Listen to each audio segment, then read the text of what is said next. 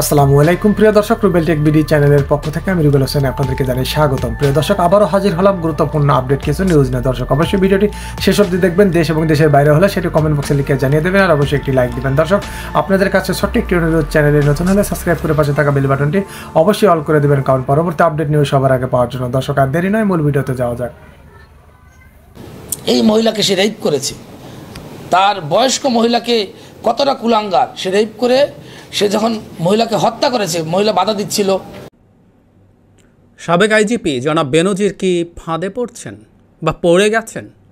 প্রশ্নটা করে রাখলাম, শেষ অংশে প্রশ্নটা জবাব দেওয়ার চেষ্টা করব। কেন এই প্রশ্নটা আসলো? জনাব বেনজিরের বিরুদ্ধে দুদক অনুসন্ধান করবে বলে সিদ্ধান্ত নিয়েছে। দুদকের পক্ষ থেকে আনুষ্ঠানিকভাবে এই তথ্য জানানো হয়েছে। নানা রকম অজুহাত দেওয়ার চেষ্টা, বিদেশে ছিল, দুদকের সব কমিশনার বসতে পারে নাই, ঈদের ছুটি ছিল, ইত্যাদি ইত্যাদি। তারা এখন বসে সিদ্ধান্ত নিয়েছেন তারা জনাব বেনজিরের বিরুদ্ধে অনুসন্ধান শুরু করবেন। প্রশ্ন হচ্ছে, কেন এই অনুসন্ধানটা করা হচ্ছে, বা এই আই ওয়াশটাও দেয়া হবে কি না, এটা নিয়ে তীব্র সন্দেহ ছিল, কিন্তু এই আই ওয়াশটা দেওয়ার সিদ্ধান্ত তারা নিয়েছেন। কারণ কি? শোরগোল প্রচুর হচ্ছে, আমরা প্রত্যেককে কম বেশি শোরগোল করেছি। কারণ এই ভদ্রলোক, মানে ক্ষমতায় পুলিশের অন্য আইজিরাও ছিলেন, গা থেকে হ্যাডমের অরা ঠিকরে বেরোতো খুব কম মানুষ আছে। এই বেনজির সাহেব যা করতেন, যেমন করতেন, যা অ্যাটিটিউড, যে তাচ্ছিল্য, পুলিশ বাহিনীতে পরিচিত মানুষজন আছে, তাদের কাছ থেকেও জানি, পুলিশ বাহিনীতেও তার এই হ্যাডামের চোটে তিনি বাহিনীর মধ্যেও অজনপ্রিয় হয়ে উঠেছিলেন, বিশেষ করে উনি যখন আইজি হন। উনি নাকি আবার শুদ্ধাচার পুরস্কার পেয়েছেন, বেশ করে বলেন। এর মধ্যে দুর্নীতিমুক্ত থাকা, ব্যবহার, হ্যান ত্যান মিলে উনি এত কিছু হয়েছেন। অবশ্যই এটাকে হাসি পায়, এই শুদ্ধাচার পুরস্কারকে আবার একটা নিজের ব্র্যান্ডিং হিসেবে নিজের যে জবাব দিয়েছেন সেখানেও ব্যবহার করছেন। আমার খুব কথ্য একটা প্রবচন মনে পড়ে, আমরা ছোটোবেলায় প্রবচন পড়তাম বাংলা ব্যাকরণে, সুঁড়ির সাক্ষী মাতাল। মানে এই দেশের একটা ডাকাত সরকার, এই দেশের একটা জবরদখলকারী স্বৈরাচারী সরকার আরেকজনকে বলছে তুমি শুদ্ধাচার করেছো। মানে ব্যাপারটা এইরকম, আপনাকে আমাকে কাউকে যদি শুদ্ধাচার পুরস্কার দেয়, এটা গোপন করে রাখতে হবে। এটা বেনজিরের মতো লোকের মাথায় কাজ করে না যে এই সরকার যদি আপনাকে শুদ্ধাচার পুরস্কার দেয় তাহলে বুঝতে হবে আপনি ভয়ঙ্কর খারাপ লোক। একটা বিভৎস নোংরা সরকার যখন কাউকে পুরস্কৃত করে, শুদ্ধাচার পুরস্কার দেয় তার বাহিনীর প্রধান কাউকে, বুঝতে হবে আপনার মধ্যে ভীষণ ভজঘট আছে। উনি আবার ভীষণ সিনা টান টান করে শুদ্ধাচার পুরস্কারের কথা বলেন। আমি একটু সেন্স ইউজ করা দরকার। যাই হোক, এখন শুদ্ধাচার পুরস্কার যদি প্রধানমন্ত্রী দিয়েই থাকেন, আমরা এই প্রশ্ন করতে পারি দুদকের কেন তার বিরুদ্ধে অনুসন্ধান করতে হবে, তাকে সরকার শুদ্ধাচার পুরস্কার দিচ্ছে, উনি সৎ, উনি অসাধারণ বিহেভিয়ার, হ্যান ত্যান ক্রাইটেরিয়া কী কী আছে সেটা খুব জানি না, কিন্তু ওর মধ্যে দুর্নীতি মানুষের সাথে সেবা দেয়া এসব সম্পৃক্ত আছে। তো ওনার বিরুদ্ধে তদন্ত কেন হবে? আসলে তদন্ত আমাদের আপনাদের শোরগোলের জন্য না, ঘটনাচক্রে এক ভদ্রলোকের উপরে ভীষণ চাপ তৈরি হচ্ছিল। কারণ উনি কোথায় ল্যাম্পপোস্ট পড়ে গেছে, কোথায় কচুরি পানা আছে, এগুলো নিয়ে বেশ লাইভ টাইভ করে অনেক কথাবার্তা বলছেন। কোন ডাস্টবিন স্কুলের সামনে আছে তার ভেতরে ঢুকে ওনার লাইভ টাইপ করে দৃষ্টি আকর্ষণ করছেন। সেই ইনফ্লুয়েন্সার নিজে একজন আইনজীবী, এবং উনি এখন ডামি সংসদের ডামি এমপিও হয়ে গেছেন। সো একজন এমপি, তার উপরে চাপ তৈরি হচ্ছিল। মজার ব্যাপার, উনি কিন্তু 31 তারিখের পর একদম টু শব্দও করেন নাই, কিন্তু যখন চাপ তৈরি হচ্ছে, বহু জায়গায় দেখছি তাকে খুঁজছে লোকজন, কোথায় এখন তিনি। তো উনি গিয়ে হাজির হলেন, দুদকে হাজির হয়ে, যেহেতু উনি হাজিরই হয়ে গেছেন, আমি দেখলাম দুদকের আইনজীবী জনাব খুরশিদ আলম খান একটা প্রোগ্রামে বলছেন, যেহেতু একজন এমপি, ওনাকে খুরশিদ আলম খান এমপি মনে করেন, আমরা মনে টনে করি না, আমরা এই এমপি সংসদ সব কিছুর আগে ডামি বলতে পছন্দ করি। যাই হোক, ওনার দৃষ্টিতে একজন এমপি যখন গেছে, নিশ্চয়ই এটাকে আরও অনেক ভালোভাবে কগনিজেন্সে নেওয়া হবে। এবং এই কারণে আসলে চাপ তৈরি হলো। চাপটা তৈরি হবার কারণে এখন এই সিদ্ধান্ত আসছে। এবং আমি দেখলাম যে হাইকোর্টে একটা রিটও হয়েছে, যেই রিটে হাইকোর্ট বলেছেন 2 মাসের মধ্যে এই ব্যাপারে তদন্তের অগ্রগতি জানাতে হবে। এবং তারা ক্লিয়ারলি বলছেন, হাইকোর্ট যেভাবে একজন যে বিচারকের এখানে মানে যে বিচারকরা শুনেছেন, তারা বলেছেন তারা চান দুর্নীতি না থাকুক ইত্যাদি ইত্যাদি, তাই 2 মাসের মধ্যে তাদের এটা করতে হবে। এখানে এই সময় বেঁধে নিয়ে আমার একটা ঘটনা মনে পড়লো, আমাদের নিশ্চয় মনে আছে, আমি ভিডিও করেছি ওটা নিয়ে।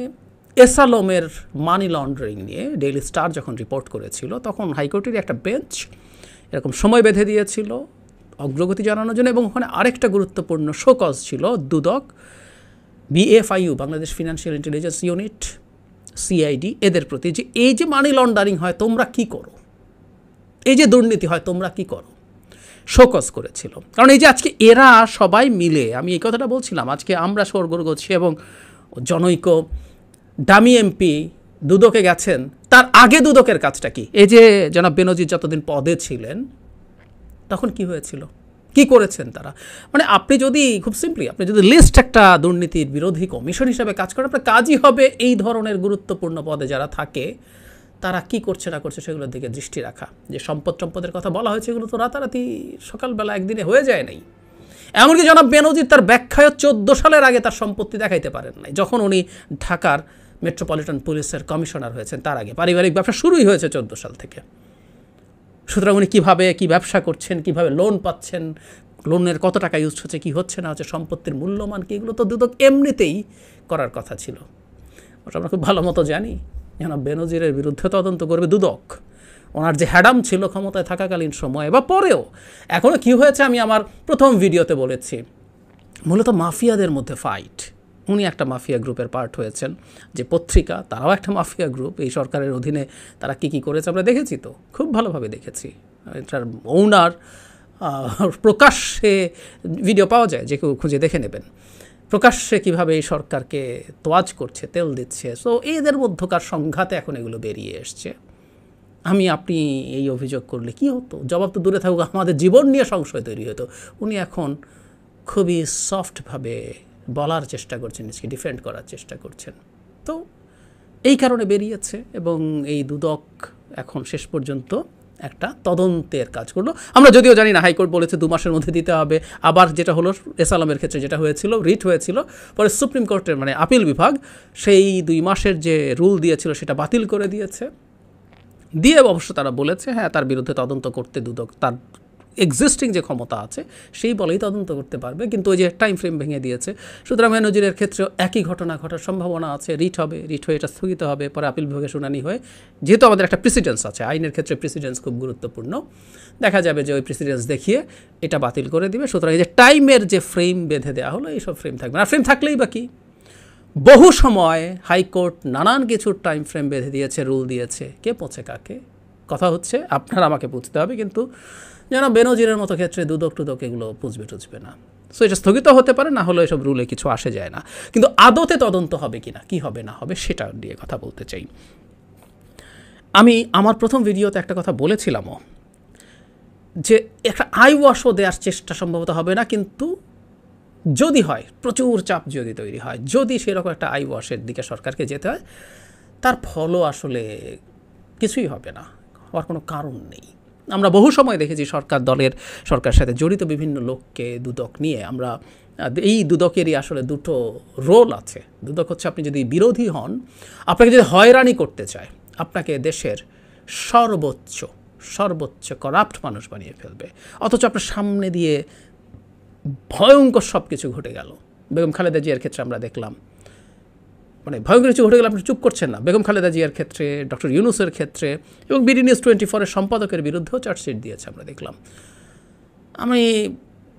আমরা যদি নর্মালি বুঝি, আসলে আপনি যাকে ঝামেলা করতে চান, যাকে খেয়ে ফেলতে চান, যাকে হয়রানি করতে চান, তখন দুদকের কী চেহারা হয়। আর এরকম আশপাশে অসংখ্য এন্তার ঘটনা মিডিয়াতে প্রকাশ্য হয়ে যাবার পর, মানে এসালমের এইভাবে মানি লন্ডারিং হয়েছে with the documents, hard document দিয়ে ডেইলি স্টার রিপোর্ট করেছে। দুদক জানেই না, বুঝেই নাই, এতদিন ধরে এগুলো হয়েছে।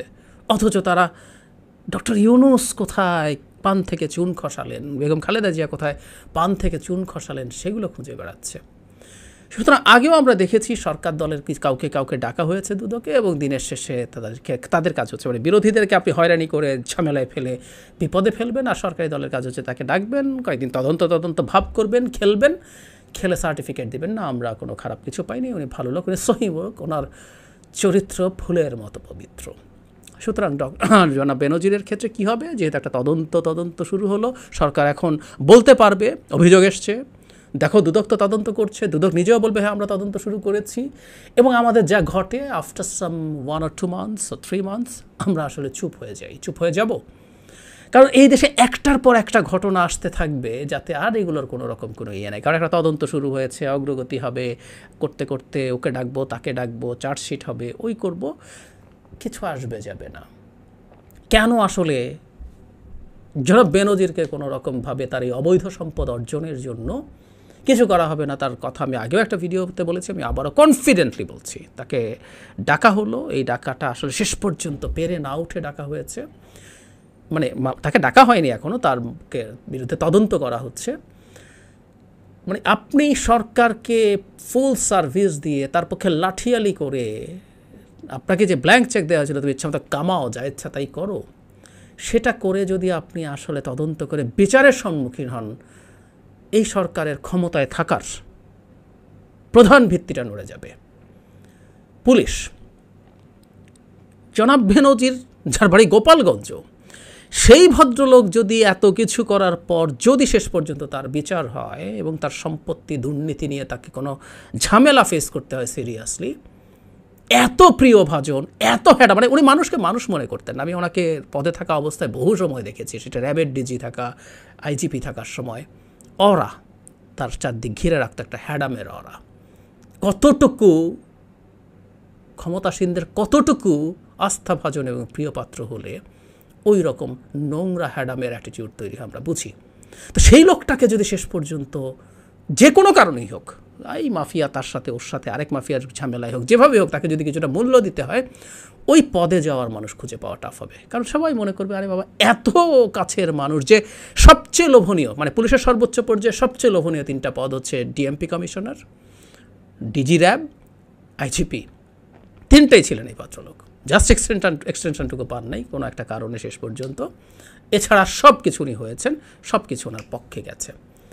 তো সেই মানুষ যদি শাস্তির মুখোমুখি হয়, তার সম্পদের যদি ঝামেলা হয়, এই পদে যাওয়ার ক্ষেত্রে ভাববে।